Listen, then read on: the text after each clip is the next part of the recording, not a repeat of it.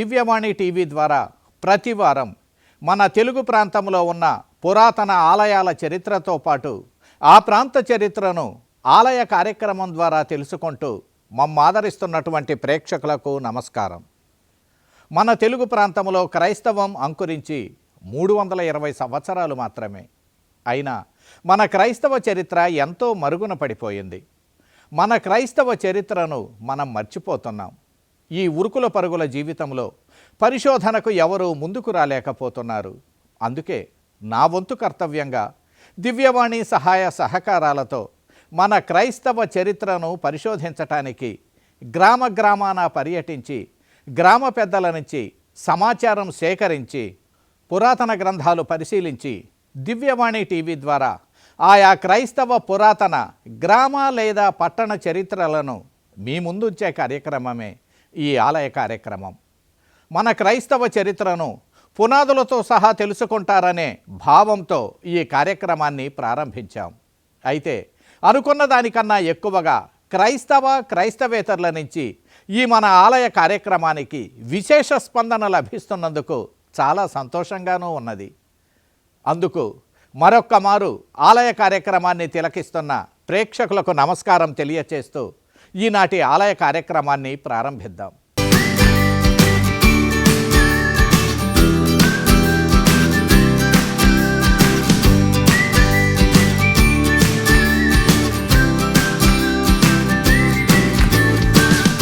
అత్యంత ప్రాచీన చారిత్రక ప్రాశస్త్యం ఉన్న పురాతన కథోలిక దేవాలయాల చరిత్రలో భాగంగా ఇప్పుడు మనం చూస్తున్న ఈ దేవాలయం హైదరాబాదు అగ్రమేత్రాసన పరిధిలో మేత్రాసనానికి తలమానికమైన ఒక మహాపుణ్యక్షేత్రంగా భాసిల్లుతున్న తురక ఎంజాల అనే గ్రామంలో నిర్మించిన బాలయేసు పుణ్యక్షేత్రం.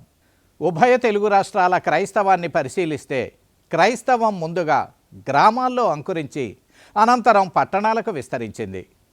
అయితే హైదరాబాదు నగరం మాత్రం అందుకు పూర్తి భిన్నమని చెప్పక తప్పదు.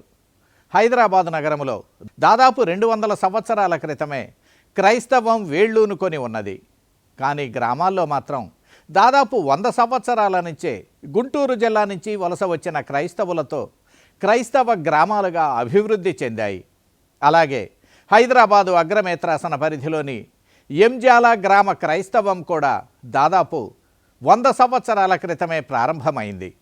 ఎంజాల గ్రామంలో క్రైస్తవం ఎప్పుడు ఎలా ప్రారంభమైంది, నేడు పుణ్యక్షేత్రంగా ఎంజాల భాసిల్లటానికి ఏ గురువులు కృషి చేశారు, మొదట ఈ దేవాలయం ఏ పునీతునికి అంకితం ఇవ్వబడింది, మరలా బాలయేసు పుణ్యక్షేత్రంగా మార్చటానికి గల కారణాలేమిటి, నేడు క్రైస్తవుల సంఖ్య ఎంత ఇత్యాది ఆసక్తికర చారిత్రక విషయాలను గురించి ఈనాటి ఆలయ కార్యక్రమం ద్వారా తెలుసుకుందాం.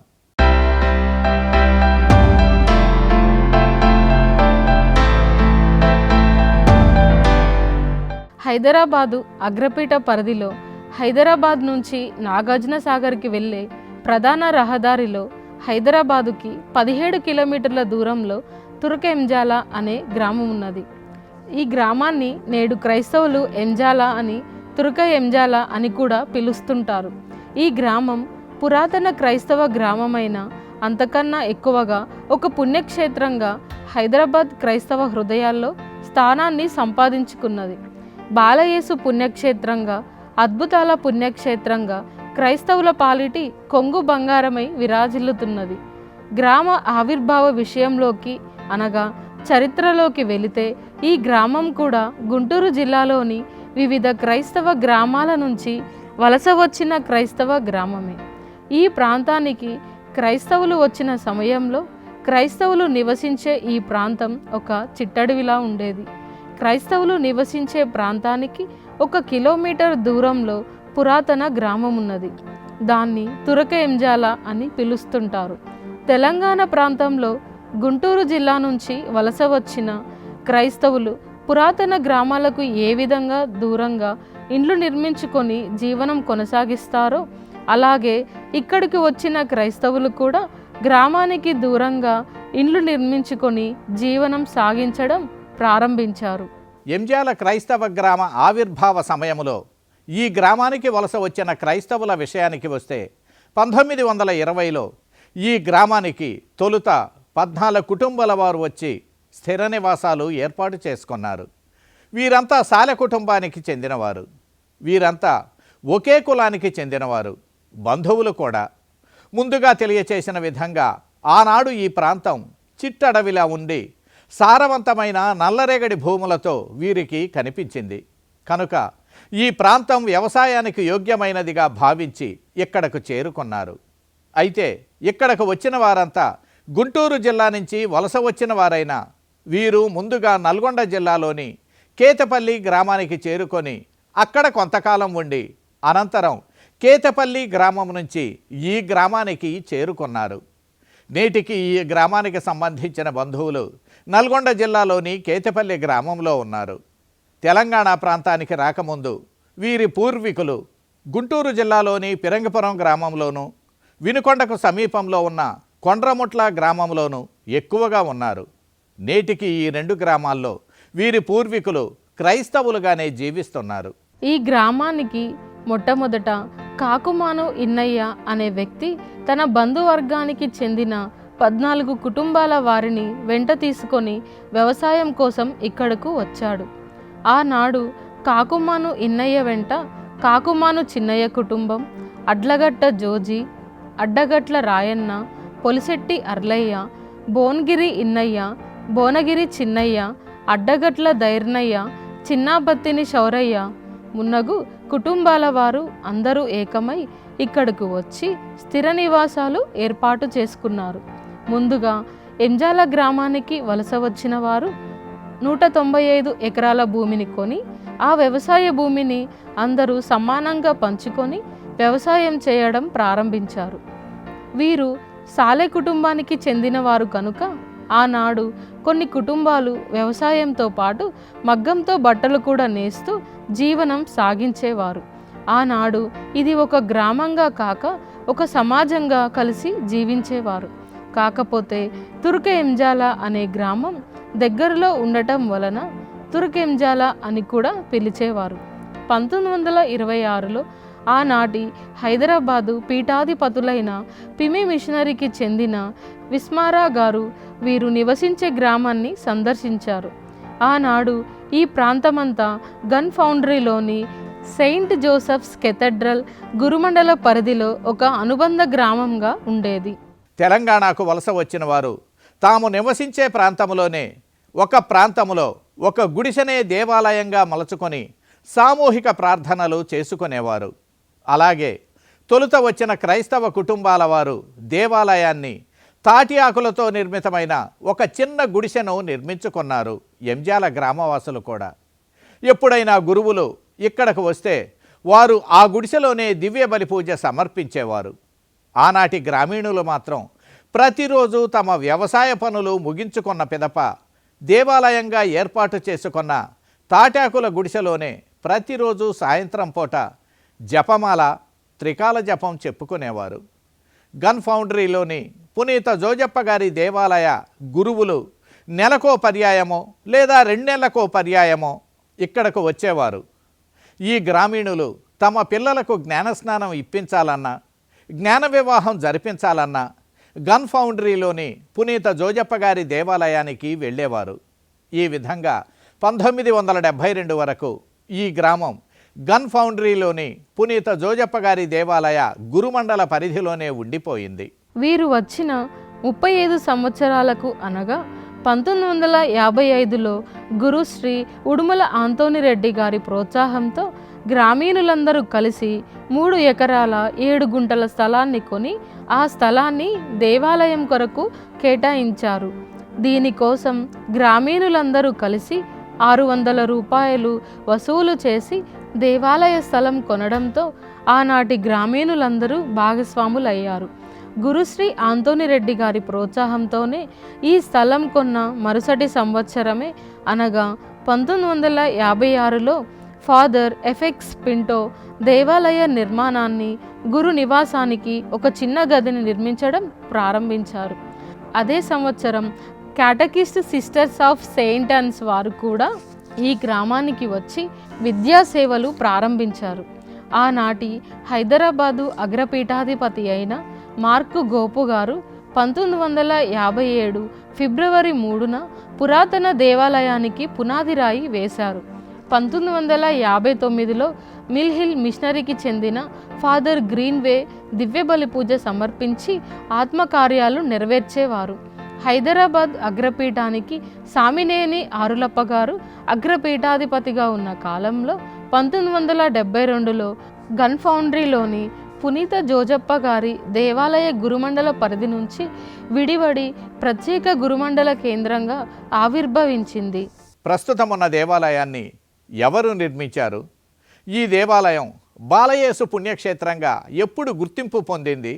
అంతకుముందు ఈ దేవాలయం ఏ పునీతునకు అంకితం ఇవ్వబడింది? అంతకుముందు ఈ దేవాలయం ఏ పునీతునకు అంకితం ఇవ్వబడింది? బాలయేసు పుణ్యక్షేత్రంగా అభివృద్ధి చెందటానికి దారితీసినటువంటి పరిస్థితులేంటి? దేవాలయ ప్రాంగణములో ఇంకా ఏ నిర్మాణాలు చోటు చేసుకున్నాయి? ప్రస్తుతం ఉన్న దేవాలయానికి ఎన్ని పర్యాయాలు విస్తరణ కార్యక్రమాలు నిర్వహించారు? ప్రస్తుతం ఈ గురుమండలానికి గురుమండలకర్తగా ఎవరున్నారు?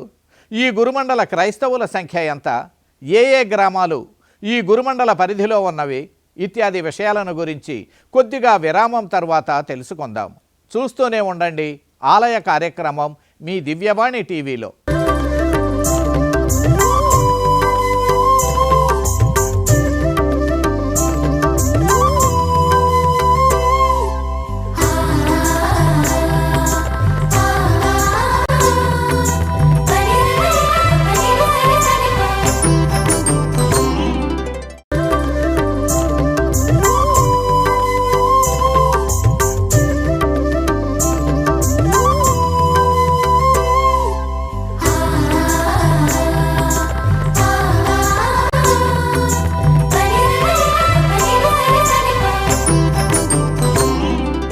ఆలయ కార్యక్రమానికి మరలా స్వాగతం. 1972లో ఎంజాల గ్రామం గురుమండల కేంద్రంగా ఆవిర్భవించిన సమయంలో ఎంజాల గురుమండల పరిధిలో నేండ్రకల్లు, మరియాపురం, గౌరాయిన్ కోట ఈ గురుమండల పరిధిలోకి వచ్చాయి. గురుశ్రీ తిరుమల రెడ్డి పాపయ్య స్వాముల వారు ఈ గురుమండలానికి ప్రప్రథమ గురుమండలకర్తగా నియమించబడ్డారు. ఈ గ్రామం ప్రత్యేక గురుమండల కేంద్రంగా ఏర్పడటానికి గురుశ్రీ తిరుమల రెడ్డి పాపయ్య గారు విశేష కృషి చేశారు. అప్పటి వరకు గుడి భవనంలోనే ఒకవైపు దివ్య బలి పూజ సమర్పించేవారు, మరొక గదిని తన నివాస భవనంగా ఉపయోగించుకుంటూ గురుశ్రీ తిరుమల రెడ్డి పాపయ్య స్వాముల వారే పురాతన దేవాలయాన్ని ఆధునీకరించటంతో పాటు గురు నివాస భవనాన్ని కూడా ఆధునీకరించారు. 1976లో గురుశ్రీ జార్జి జోసెఫ్ గారు ఎంజాల గ్రామ గురుమండల గురువుగా వచ్చారు. వీరి కాలములో 1976లో పీమే మిషనరీకి చెందిన ఫాదర్ టిబ్యూరతీన్ రాజుగారి ఆధ్వర్యంలో పురాతన దేవాలయ స్థానంలోనే నిర్మించిన నూతన దేవాలయానికి విశేష కృషి చేశారు. ఈ నిర్మాణం 1977లో పూర్తి అయింది. ఫిబ్రవరి 13న ఆనాటి అగ్రపీఠాధిపతి అయిన సామినేని ఆరులప్ప గారు నూతన దేవాలయాన్ని ఆశీర్వదించగా వీరితో కలిసి గురుశ్రీ భువనగిరి ఆల్బర్ట్ గారు, గురుశ్రీ కాకుమాను కస్పార్ గారు ప్రప్రథమ దివ్య బలి పూజ సమర్పించారు. ఆనాడు ఈ దేవాలయం పునీత జోజప్ప గారి దేవాలయం. 1978 మే 5వ తేదీన చివరి పర్యాయం పునీత జోజప్ప గారి పేరున ఎంజాల గ్రామోత్సవం జరిగింది. తదనంతర కాలంలో బాలయేసు దేవాలయంగా మార్చాలనే భక్తుల కోరిక మేరకు ఈ దేవాలయాన్ని బాలయేసు పుణ్యక్షేత్రంగా బాలయేసుకి అంకితమిచ్చారు. 1979 మే 5వ తేదీన బాలయేసు పుణ్యక్షేత్రం పేరున ప్రప్రథమ గ్రామ మహోత్సవాన్ని నిర్వహించారు. ఆనాడు చిన్నాబత్తిని చిన్నయ్య స్వాముల వారు ఈ గురుమండలానికి గురుమండలకర్తగా ఉన్నారు. ఒక భక్తురాలు ఇచ్చిన బాలయేసు స్వరూపాన్ని గ్రామ మహోత్సవం రోజుననే గురుశ్రీ చిన్నాబత్తిని చిన్నయ్య గారు తన పవిత్ర హస్తాలతో పీఠం పక్కన ఏర్పాటు చేశారు. ఆ రోజు గురుమండల గురువు బాలయేసు ప్రత్యేక పూజలను గురించి వివరిస్తూ ప్రతి నెల 2వ ఆదివారాన్ని బాలయేసు ప్రత్యేక మాసోత్సవం గాను, ప్రతి సంవత్సరం ఫిబ్రవరి 2వ ఆదివారం బాలయేసు మహోత్సవం గాను అమలు జరుగుతాయని ప్రకటించారు. నేటికి అదే విధానం కొనసాగుతున్నది. హైదరాబాదుకు చెందిన వజీర్ సుల్తాన్ టొబాకోకు చెందిన ఒక ఉన్నతోద్యోగి అయినటువంటి పాపాలి కుటుంబం వారు దివ్య బాలయేసు స్వరూపాన్ని కాన్కగా ఇచ్చారు. ఈ స్వరూపాన్ని 1980 ఫిబ్రవరి 2వ ఆదివారం ద్వితీయ బాలయేసు వార్షికోత్సవం సందర్భంగా గురుశ్రీ చిన్నాబత్తిని చిన్నయ్య స్వాముల వారిచే ఆశీర్వదించబడి దేవాలయ పీఠం మీద ప్రతిష్ఠించబడింది. నేటికి ఆనాటి బాలయేసు స్వరూపం గుడిలోనే భద్రపరచబడి ఉన్నది. ఆనాటి నుంచి ఈ గ్రామ రూపురేఖలే మారిపోయాయి. హైదరాబాదు నగరం నుంచే కాక రాష్ట్ర నలుమూలల నుంచి భక్తులు ఈ దేవాలయానికి రావటం ప్రారంభించారు. వారిలో కొందరు భక్తులకు వారి కోర్కెలు సిద్ధించటంతో నాటి నుంచి దినదిన ప్రవర్ధమానం చెందుతూ అభివృద్ధి చెందింది. నేడు ఇది గ్రామంగా కాక హైదరాబాదు నగరంలోనే ఒక అంతర్భాగంగా మహిమాన్విత పుణ్యక్షేత్రంగా విరాజిల్లుతున్నది. ఉభయ తెలుగు రాష్ట్రాల్లో ప్రేగ్ నగర్ అద్భుత బాలయేసు తరపున నిర్మించబడిన మొట్టమొదటి బాలయేసు పుణ్యక్షేత్రం ఎంజాల బాలయేసు పుణ్యక్షేత్రమే. భక్తుల సంఖ్య అధికం కావడంతో దేవాలయం విస్తీర్ణం భక్తుల ఆధ్యాత్మిక కార్యక్రమాలకు అంతరాయంగా పరిణమించడంతో 1992లో మరలా పురాతన దేవాలయ విస్తరణ కార్యక్రమాన్ని చేపట్టారు. అందుకుగాను దేవాలయ ముందు భాగంలో 25 అడుగుల పొడవు, 45 అడుగుల వెడల్పున 2 అంతస్తులుగా దేవాలయ విస్తరణ కార్యక్రమాన్ని నిర్వహించారు. దేవాలయ ముందు భాగంలో ప్రధాన ద్వారానికి ఇరువైపులా 100 అడుగుల ఎత్తులో అత్యద్భుతంగా గోపురాలను నిర్మించారు. 150 కిలోల బరువున్న కంచు గంటను ఏర్పాటు చేశారు. ఆనాడు గోపురాల దిగువ భాగంలో కుడి పక్కన అద్భుత బాలయేసు స్వరూపాన్ని, ఎడమవైపున భారతదేశంలో మరియ దర్శనమిచ్చిన వెలాంగిని మాత స్వరూపాన్ని ఏర్పాటు చేశారు. 2 గోపురాల మధ్య భాగంలో అందమైన భారతీయ శిల్పకళా సంపద కనులకు నచ్చే విధంగా 70 అడుగుల ఎత్తులో మరో గోపురాన్ని నిర్మించారు. నేడు దాదాపు హైదరాబాద్ మహానగరంలో ఈ గ్రామం కలిసి నేడు ఈ గ్రామం ఒక పట్టణంగా రూపుదాల్చడంతో అనేక మంది క్రైస్తవులు ఇక్కడికి రావడం ప్రారంభించారు. ఇక దేవాలయ అంతర్భాగ విషయానికి వస్తే దేవాలయం అత్యంత మనోహరంగా భక్తులకు దర్శనమిస్తుంది. దేవాలయ అంతర్భాగం అత్యంత సువిశాలంగాను భక్తులకు ఏమాత్రం అసౌకర్యం కలుగకుండా నిర్మాణాన్ని చేపట్టారు. దేవాలయ లోపలి గోడలతో పాటు ఫ్లోరింగ్, సుందరమైన పాలరాతిని పరచడంతో దేవాలయం మరింత శోభను అంకురించింది. దేవాలయం వెలుపల దేవాలయానికి ఎదురుగా క్రైస్తవ వస్తు విక్రయశాలను ఏర్పాటు చేశారు. ఈ విక్రయశాలలో వివిధ భాషల్లో ఉన్నటువంటి కథోలిక బైబిళ్ళు, జపమాలలు, వివిధ రకాలైన స్వరూపాలు, దైవార్చన క్యాలెండర్లు, వివిధ రకాల స్టిక్కర్లు, కీ చైన్లు, ఆశీర్వాదిత పరిశుద్ధ తీర్థపు బుడ్లు, తైలపు బుడ్లు మొన్నగు అనేకం లభిస్తాయి. అందుచే దేవాలయానికి వచ్చే భక్తులు తమకు అవసరమైనటువంటి వస్తువులను ఇక్కడ కొనుగోలు చేసి తీసుకుంటారు. దేవాలయానికి కుడివైపున గ్రామీణులు తమ నివాస గృహాలకు వెళ్ళేటటువంటి మార్గం పక్కన దేవమాత గుహను నిర్మించారు. 1992లో గురుశ్రీ ఉడుమల చిన్నప్ప గారు ఈ గురుమండలానికి గురువుగా ఉన్నటువంటి సమయంలో ఈ దేవమాత గుహను నిర్మించారు. ఇదే స్థలంలో పూర్వం ఒక దేవమాత గుహ ఉండేది. అదే స్థలంలో ఈ దేవమాత గుహను పునర్నిర్మించారు. ఈ గ్రామ మహిళలు 1990లో జీవన జ్యోతి మహిళా పొదుపు సంఘాన్ని, అనంతరం 1995లో బాలయేసు పేరిట మహిళా పొదుపు సంఘాన్ని, 1997లో బాలయేసు పేరున్నే మరొక మహిళా పొదుపు సంఘాన్ని ఏర్పాటు చేసుకొని పొదుపు చేసుకుంటూ గృహిణులుగా తమ వంతు బాధ్యతను నిర్వర్తిస్తున్నారు. పునీత అన్నమ్మ వేద ప్రచారక సభ ఎంజాల గ్రామంలో అనేక సువార్త కార్యక్రమాలు చేపట్టింది. అందులో ప్రధానమైనవి విద్య, వైద్యం, సెయింట్ జోసెఫ్స్ బాలికోన్నత పాఠశాల 1955లో స్థాపించబడింది. నేడు 500కు పైగా విద్యార్థినులు ఈ పాఠశాలలో విద్యను అభ్యసిస్తున్నారు. సెయింట్ జోసెఫ్స్ ఆరోగ్య కేంద్రం 1970లో నెలకొల్పబడింది. నేడు ఒక్క ఎంజాల గ్రామీణులకే కాకుండా చుట్టుప్రక్కల గ్రామీణులకు కూడా అన్ని మతాల వారికి అత్యల్ప ఫీజుతో వైద్యాన్ని అందిస్తున్నారు. సెయింట్ జోసెఫ్స్ విద్యార్థుల వసతి గృహాన్ని 1955లో ఏర్పాటు చేశారు. నేటికి విద్యను అభ్యసిస్తూ ఈ వసతి గృహంలో అనేక మంది అనాథలు తమ భవిష్యత్తును రూపుదిద్దుకుంటున్నారు.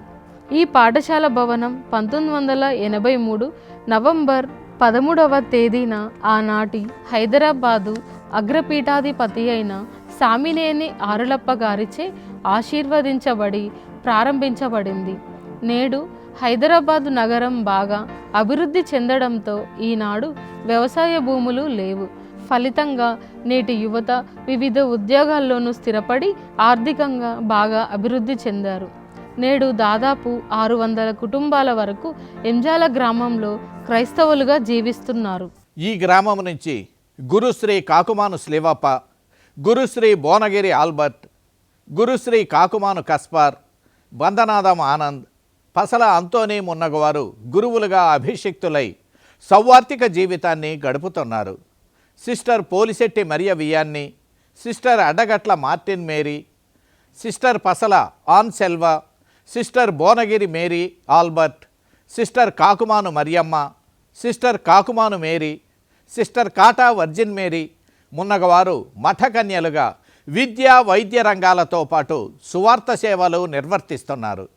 ప్రతి నెలలో 2వ ఆదివారం నాడు నగరం నుంచే కాక ఇతర ప్రాంతాల నుంచి కూడా భక్తులు అధిక సంఖ్యలో రావటం వలన నేడు ఈ ఎంజాల బాలయేసు పుణ్యక్షేత్రం భక్తుల పాలిటి కల్పవృక్షంగా విరాజిల్లుతున్నది.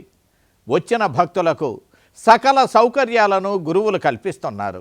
1920 దశకంలో ఈ కమ్మగూడెం అనే గ్రామం స్థాపించబడింది.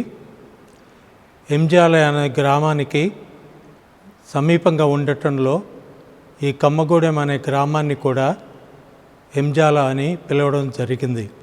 1920 సంవత్సరంలో కాకుమాను చిన్నయ్య అనే వ్యక్తి గుంటూరు ప్రాంతం నుండి ఇక్కడికి రావడం సంభవించింది. ఆ తరువాత ఇక్కడ అతను ఉన్నటువంటి నల్లరేగడిని చూసి వ్యవసాయానికి అనుకూలంగా ఉంటుందనే ఉద్దేశంతో ఇక్కడ కొంత భూమిని కొని అతనితో పాటు కొంతమందిని తర్వాత కొన్ని కుటుంబాలను ఇక్కడికి వ్యవసాయం చేయడానికి తీసుకొని వచ్చాడు. వీరంతా కూడా వ్యవసాయం చేద్దామనే ఉద్దేశంతో మంచి సారవంతమైన భూమి కాబట్టి అందరూ ఇక్కడికి వచ్చి స్థిరపడటం జరిగింది. వీరిలో కొన్ని కుటుంబాలు పద్మశాలి కుటుంబాలు, మరికొన్ని తొగట కులానికి చెందినటువంటివి. ఆ తరువాత ఇక్కడ ఆధ్యాత్మిక అవసరాలను తీర్చడానికి cathedral, Saint Joseph's cathedral Hyderabad నుండి ఫాదర్ పింటో ప్రతి వారము ఇక్కడికి వచ్చి దివ్య బలి పూజ సమర్పించేవారు. ఇక విద్యాపరంగా చూస్తే ఈ గ్రామంలో 2 పాఠశాలలు ఏర్పరచబడ్డాయి. సెయింట్ పాల్స్ హై స్కూల్ అని ఇంగ్లీష్ మీడియం, తర్వాత సెయింట్ ఆన్స్ సిస్టర్స్ చేత 1955వ సంవత్సరంలో స్థాపించబడినటువంటి పాఠశాల ఇప్పటికి కూడా ఇక్కడ నడపబడుతుంది. తెలుగు మీడియం 10వ క్లాస్ వరకు, ఆ తర్వాత ఇంగ్లీష్ మీడియం కూడా ఈ సెయింట్ ఆన్స్ సిస్టర్స్ ప్రారంభించడం జరిగింది. ఇక ఆర్థికంగానైతే హైదరాబాద్ నగర సమీపంలో ఉండటాన చాలామంది ఇక్కడ ఉన్నటువంటి వ్యవసాయ భూములను అమ్ముకొని ఏదో ఒక వ్యాపారం చేసుకుంటూ ఆర్థికంగా వారు కూడా స్థిరపడిపోయారని చెప్పవచ్చు. ఈ విధంగా దేవుడు ఈ గ్రామ ప్రజలను అన్ని విధాలుగా ఆశీర్వదించి ఆయన మాకు చేసినటువంటి మేలులకు మేము ఆయనకి ఎప్పుడు కృతజ్ఞతా భావంతో ఆయన ఎడల మెదుగుతూ మా విశ్వాసాన్ని పటిష్టం చేసుకోవడానికి తోడ్పడమని మేము వేడుకుంటున్నాము. తెలుసుకున్నారుగా, హైదరాబాదు అగ్రమేత్రాసన పరిధిలోని హైదరాబాదు పట్టణానికి దాదాపు 17 కిలోమీటర్ల దూరంలో ఉన్న అద్భుత బాలయేసు పుణ్యక్షేత్ర ప్రత్యేకతలను, దేవాలయ విశేషాలను, ఎంజాల ఏ విధంగా దినదిన ప్రవర్ధమానమై పుణ్యక్షేత్రంగా అభివృద్ధి చెందింది మున్నగు విషయాలతో పాటు దేవాలయ ప్రాంగణములో ఉన్న అనేక ఇతర నిర్మాణాలు మున్నగు వాటిని గురించి తెలుసుకున్నారనే భావిస్తున్నాం. మీరు కూడా మీ గ్రామ లేదా పట్టణ దేవాలయ చరిత్రలను పదిలపరచుకొని మీ భవిష్యత్ తరాల వారికి తెలియచేస్తారని ఆశిస్తున్నాం. అందుకు మీ గ్రామ విలువైన చరిత్రను మాకు తెలియచేయండి. అందుకు మా సహకారం ఎల్లవేళలా ఉంటుంది. మీరు మాకు సరియైన సహకారం అందిస్తే చాలు. మేమే మీ చెంతకు వచ్చి మీ కథోలిక చరిత్రను వెలికి తీయటానికి ప్రయత్నిస్తాం. అనంతరం ఆలయ కార్యక్రమం ద్వారా విశ్వవ్యాప్తంగా విస్తరించి ఉన్న క్రైస్తవులకు తెలియచేస్తాం. వచ్చే వారం మరో పురాతన కథోలిక గ్రామ చరిత్రను ఆలయ కార్యక్రమం ద్వారా తెలుసుకుందాం. చూస్తూనే ఉండండి మీ దివ్యవాణి టీవీ.